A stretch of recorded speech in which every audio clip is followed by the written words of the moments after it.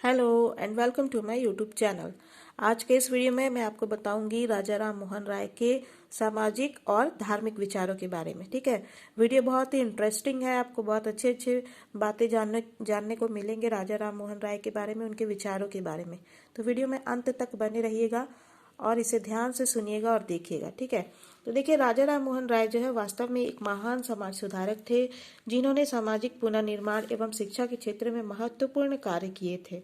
उनका मानना था कि धर्म और समाज में सुधार के बिना केवल राजनीतिक सुधार एवं विकास का कोई अर्थ नहीं है। ठीक है, उनके सामाजिक विचार निम्नवत थे। निम्नलिखित प्रकार से उन्होंने सामाजिक सुधार में महत्वपूर्ण भूमिका निभाई थी। चलिए देखते हैं किस तरह उन्होंने सामाजिक और धार्मिक सुधार किए, उनके क्या विचार थे सामाजिक और धर्म के बारे में, समाज और धर्म के बारे में। ठीक है, सती प्रथा का विरोध। राजा राम मोहन राय के अनुसार सती प्रथा या सहमरण, देखो सती प्रथा को सहमरण भी कहते हैं, कंफ्यूज नहीं होना है। ठीक है, सती प्रथा कहे या सहमरण दोनों एक ही चीज है, जिसमें कि पति के मृत्यु के पश्चात पत्नी को भी अग्नि में जला दिया जाता है। ठीक है, तो उसको कहते हैं सती प्रथा। तो देखो किस तरह सती प्रथा का विरोध किया है राजा राम मोहन राय ने। राजा राम मोहन राय के अनुसार सती प्रथा या सहमरण हिंदू जाति पर एक कलंक था। यह प्रथा एक कुप्रथा थी, यानी खराब प्रथा थी। ठीक है, यह धर्म संगत नहीं थी। वे मानते थे कि सती प्रथा धार्मिक प्रेरणा का परिणाम नहीं, बल्कि विधवाओं के भरण पोषण के खर्च से छुटकारा पाने के लिए एक आसान मार्ग था। अतः उन्होंने इसका घोर विरोध कर आखिरकार 1829 में इसे लॉर्ड विलियम बेंटिक के द्वारा निषिद्ध घोषित करवा ही दिया। ठीक है, तो सती प्रथा को उन्होंने निषिद्ध घोषित कर दिया था, यानी इसको बैन करवा दिया था। ठीक है, सेकेंड पॉइंट देखो उन्होंने क्या किया है सामाजिक और धार्मिक क्षेत्र में। सामाजिक क्षेत्र में नारी शिक्षा का समर्थन। वे नारी शिक्षा के बहुत ज़्यादा समर्थन देते थे। ठीक है, नारी शिक्षा को उन्होंने नारी शिक्षा पर बड़ा बल दिया।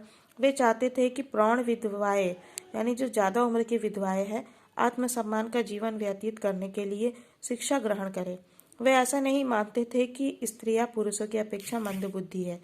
वे नारी को हर एक क्षेत्र में आगे एवं सफल देखना चाहते थे। ठीक है, अब देखो थर्ड पॉइंट है नारी शोषण का विरोध। ठीक है, नारी शोषण का विरोध किस तरह उन्होंने किया।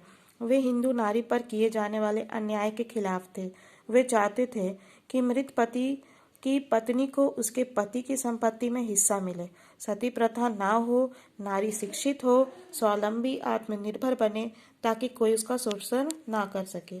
पति एक पत्नी के रहते हुए दूसरा विवाह ना कर सके, सरकार से उनकी ऐसी चेष्टा थी। यानी वे चाहते थे कि सरकार ऐसे नियम बनाए जिससे कि पति जो है एक पत्नी के होते हुए दूसरा विवाह नहीं कर पाए। ठीक है, और वे चाहते थे कि बाल विधवाएं, यानी छोटी उम्र की जो विधवाएं हैं, वो पुनर्विवाह करे, फिर से शादी करे। ठीक है, और प्रौढ़ विधवाएं जो है शिक्षा ग्रहण कर मान सम्मान के साथ जीवन व्यतीत करे।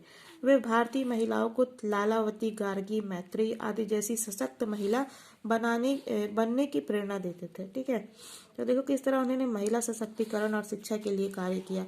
उसके बाद देखो उन्होंने क्या किया धर्म सुधार में मूर्ति पूजा का विरोध। वे मानते थे कि मूर्ति पूजा हिंदू धर्म का चलन नहीं, अपितु बाद में इसका चलन हुआ है। ठीक है, इसलिए उन्होंने मूर्ति पूजा का विरोध किया। उनका कहना था कि उपनिषद अद्वैतवाद की शिक्षा देते हैं। ठीक है, उनका क्या कहना था कि उनका कहना था कि उपनिषद अद्वैतवाद की शिक्षा देते हैं, अद्वैतवाद की शिक्षा देते हैं, जिसमें मूर्ति पूजा का कोई स्थान है ही नहीं। ठीक है, नेक्स्ट देखो उन्होंने क्या किया एकेश्वरवाद का समर्थन किया। ठीक है, एकेश्वरवाद यानी ईश्वर एक है। ठीक है, इस्लाम धर्म के एकेश्वरवाद ने उनके विचारों का निर्धारण करने में महत्वपूर्ण भूमिका निभाया था। कुरान के तौहीद, ईश्वर की एकता की धारणा से प्रभावित होकर उन्होंने हिंदुओं के बहुईश्वरवादी विचारों का खंडन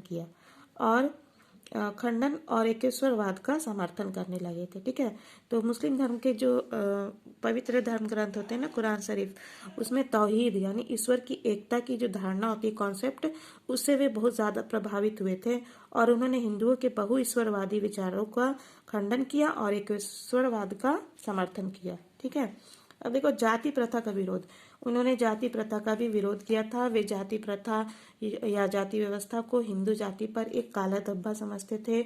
उनका मानना था कि जाति प्रथा के कारण जनता में असमानता, भेदभाव पैदा हुआ है।